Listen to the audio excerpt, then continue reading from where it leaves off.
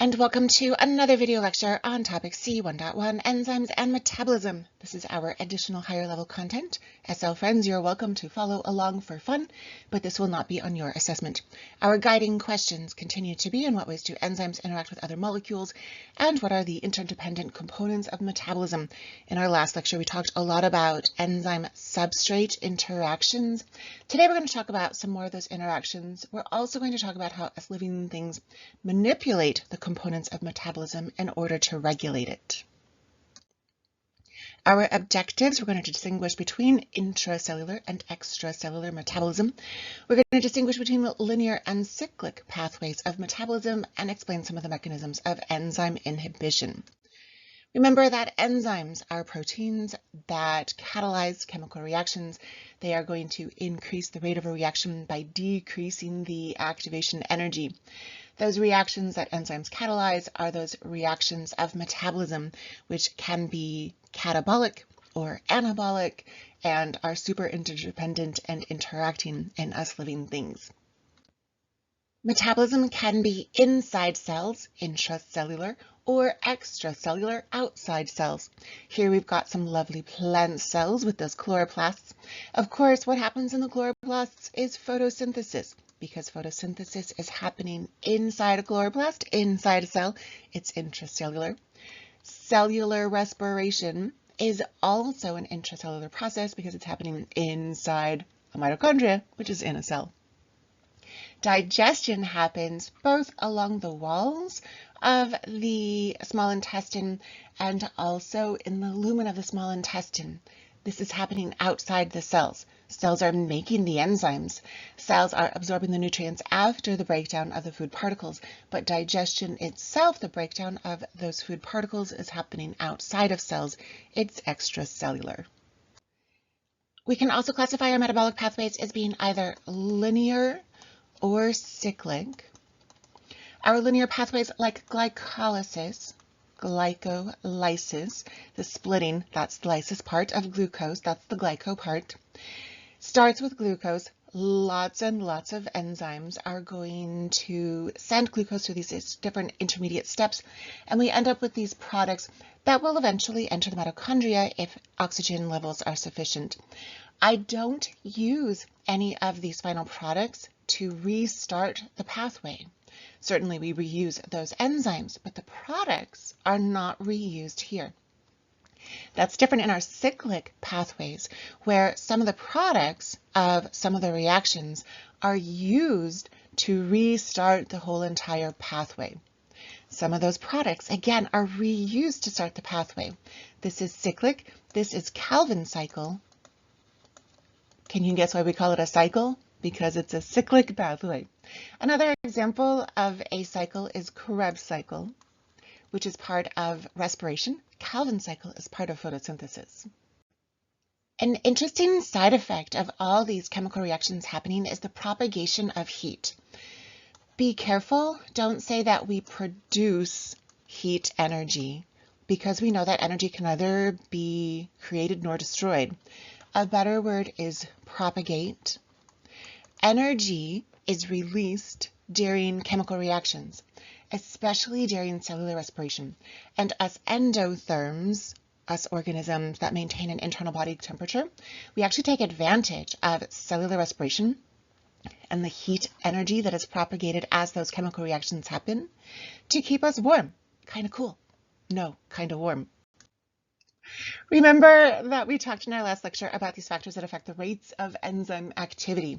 We know that pH, there's an optimal pH, and if I deviate from that too much, those extreme pHs are going to denature our proteins, denature those enzymes, and then we lose the shape, that conformation, the structure of the enzyme, which prohibits it from being able to do its job. Temperature, we also have an optimal temperature. An increase in temperature means more collisions, more energetic collisions between the substrates and the enzymes. So we have an increase in the rate of reaction. If I increase the temperature much over the optimal temperature, we have a rapid decrease in the rate because, again, of denaturation. If I'm looking at substrate concentration, clearly if I don't have any substrates, we're not going to have any activity. The more substrate we have, the faster our rate of reaction until our enzymes are saturated, and at that point our rate will plateau.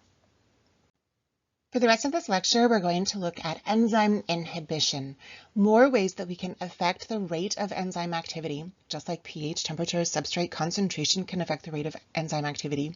But here we have purposeful ways that us living things control the rate of enzyme activity and therefore regulate metabolism. The first kind of inhibition we're going to look at is competitive. Here we are literally competing for the active site of the enzyme. Here we have some normal interactions between the enzyme and the substrate. The two combine to make their enzyme substrate complex. The enzyme is going to put some strains on the chemical bonds, reduce the activation energy, so this catabolic reaction can occur. We've got our products here. In inhibition, competitive inhibition, I have some other molecule that is our inhibitor. The shape of the inhibitor is similar to the shape of the substrate. That allows the inhibitor to interact with the active site of the enzyme. And because the inhibitor is sitting there, the substrate cannot. And so the enzyme's activity is going to be reduced because the substrate can't get to the enzyme because this inhibitor is blocking the way. This is reversible. The inhibitor does not bind permanently to the enzyme, so as soon as it pops off, the substrate can get in there and the enzyme can continue some action on the substrate. Us humans have actually stolen the idea of competitive inhibitors to make medicine. Statins are medicines that lower blood cholesterol levels. Statins are competitive inhibitors in the metabolic pathways that make cholesterol in our bodies. We need cholesterol. We know that it maintains membrane fluidity, and so our liver has this lovely pathway to make cholesterol for us. But sometimes our livers make too much cholesterol, sometimes we eat too much cholesterol, and then that increase in cholesterol can block blood vessels and lead to heart attacks. This is bad. So people can be prescribed statins. Statins are competitive inhibitors for that pathway that produces cholesterol. In this instance, pravastatin is a competitive inhibitor for this enzyme, HMG-CoA reductase. HMG-CoA is this substrate. It binds to the active site. It gets turned into some other stuff that eventually gets turned into cholesterol.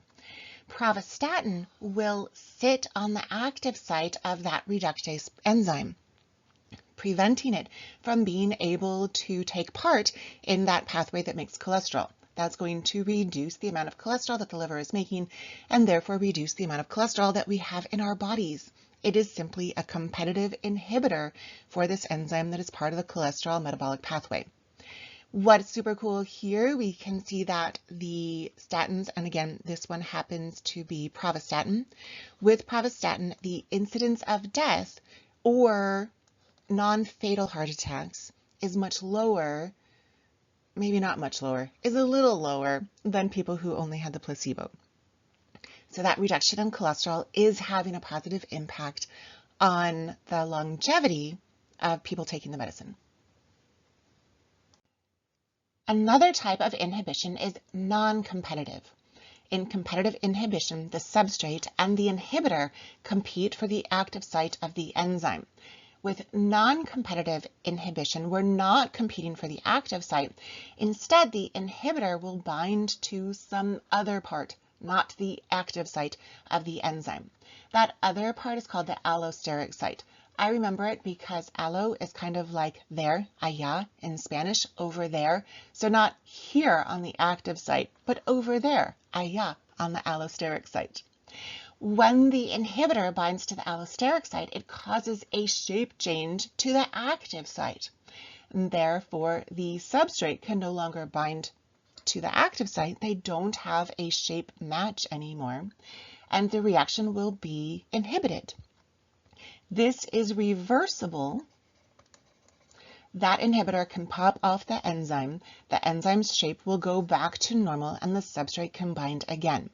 Non-competitive inhibition, we are not competing for the active site anymore, but instead binding to the allosteric site, which causes a shape change to the active site, which prevents reactions from happening. This is reversible. The active site can go back to normal when the inhibitor releases from the enzyme. This graph is showing us how substrate concentration affects the rate of enzyme activity. No substrate, no reaction makes sense. The more substrate we have, that increase in substrate concentration is going to lead to an increase in the rate of activity until all of our enzymes are saturated. So this green line is showing us no inhibition. This blue line is showing us with a competitive inhibitor. Notice that the rate is reduced until we get to a very high substrate concentration. Imagine at this very high substrate concentration, maybe we have 1,000 pieces of substrate and only 2 pieces of inhibitor. Statistically, that substrate is going to get to the enzyme way more frequently than that little bit of inhibitor is. So we're not going to have much of a decrease in the rate of reaction simply because that substrate at such a high concentration is going to get to the active site more frequently than does the inhibitor. Our non-competitive inhibitors also decrease the rate of reaction, but because they're binding to the allosteric site, not to the active site of the enzyme, it doesn't matter how much substrate we have. The allosteric site is still free for the non-competitive inhibitor, and so the rate is going to be much decreased. Us living things will put inhibitors into place to reduce the rate of reaction, either a lot or a little, depending on what we need to do to control those metabolic processes. Another way that we can classify inhibition is by feedback. In feedback inhibition, the end product of a metabolic pathway becomes the inhibitor. So here we have our substrate, we've got our enzyme, the substrate enzyme complex is here. In this pathway, we have a couple different intermediates. So this guy will turn into the purple guy. The purple guy will bind to a different enzyme, and then we have the blue guy being produced. The blue guy will bind to yet another enzyme, and then we end up with our end product. If I have lots of end product, there's no reason to waste energy making more end product. And so the end product can actually act as the inhibitor for the whole entire pathway. We will often inhibit the very first enzyme in the pathway because why would we waste energy on this stuff only to block the process over here? This instance, we have our end product acting as a non-competitive inhibitor because it is binding to the allosteric site, not to the active site. Notice we have that lovely shape change of the active site, which prevents the substrate from binding. If this isn't happening, then none of this happens, and then I don't have any more end product. Of course, if we start to run low on that end product, we no longer have this inhibition and the pathway will begin again. The production of the amino acid isoleucine from this other amino acid threonine is an example of a pathway that has feedback inhibition. Isoleucine for us humans is an essential amino acid. That means that we cannot make it. We do not have this pathway. We have to have isoleucine in our diets.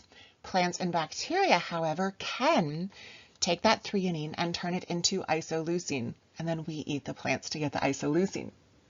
When plants and bacteria, because we're not this cool, when plants and bacteria have sufficient levels of isoleucine, there is no reason to waste the energy or the threonine to make more isoleucine.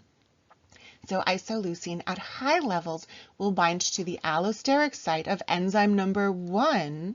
Remember that the allosteric site means that it is a non-competitive inhibitor.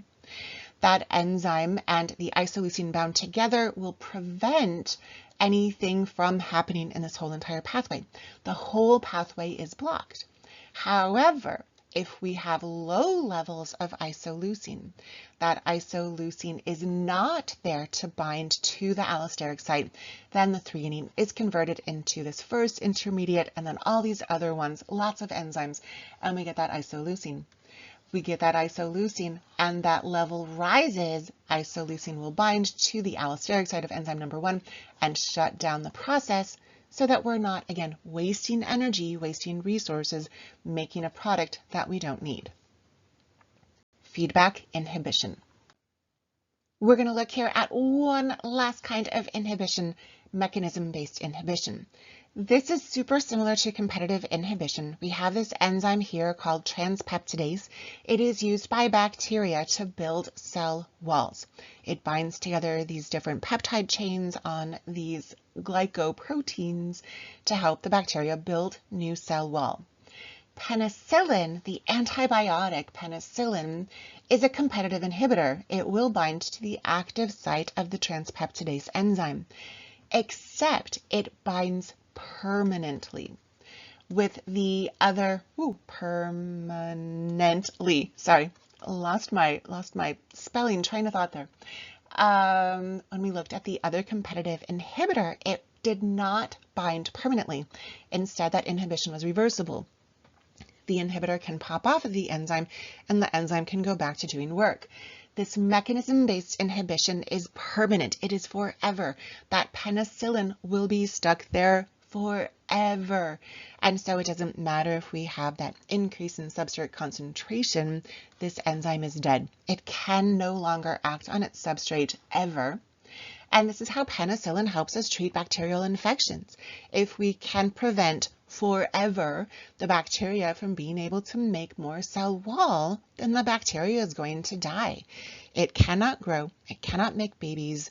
It gives our immune system time to go in there and kill off the bacteria.